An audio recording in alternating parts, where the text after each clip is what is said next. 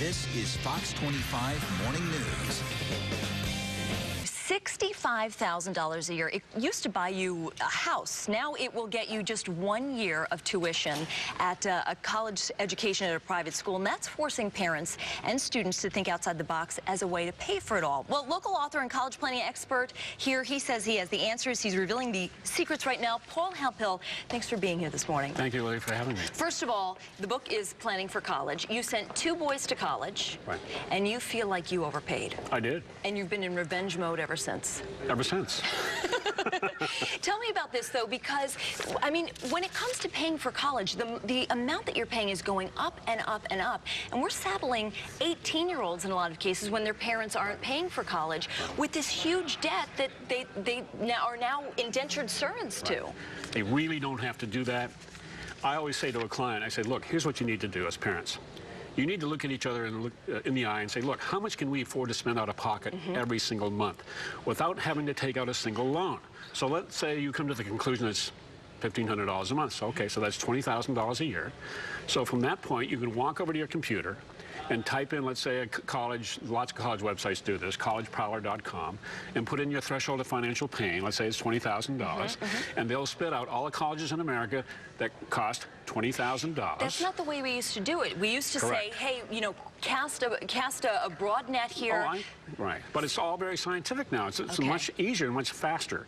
So those colleges will be spit out by the website. You can hand that list to your student and say, okay, here's a list of all the colleges in America that we can afford. Now Pick cast 10, that broad net. Pick one. We'll support you all the way. That's the fastest, easiest way that you can pick out a college and be able to discover on your own that, hey, we can actually afford to pay for a college education without taking out a single loan. Speaking of affording a college education, you say summer classes are key. Yes. Summer classes can be great. You can go to Boston College, let's say, for example, and take a 3-credit course for $4,200. And then you can, that summer, you can take that same course over at Dean College in Franklin for $900 and get credit for it at Boston College. Yep. So why wouldn't you go to summer school? Another thing that you talk about is whether a lot of parents ask the question, should I be setting aside money for a private tutor? They're charging a lot of money these days. I would suggest that you do that. I would put aside anywhere from $1,500 to $2,000 to get a private tutor who has a track record of increasing scores by about 200 points. Okay. Because that way, if you apply to a college where your average SAT score exceeds the college's average, they will ethically bribe your student to go to that college because you're going to raise their average so they can brag to future parents, hey, we're increasing our averages, we're getting better students. So those tutors are money well spent. When it comes to spending money also, when they finally get into college, how much do you spend on your child's college expenses? Because everything from travel abroad to textbooks to, you know, dormitory living, all that adds up.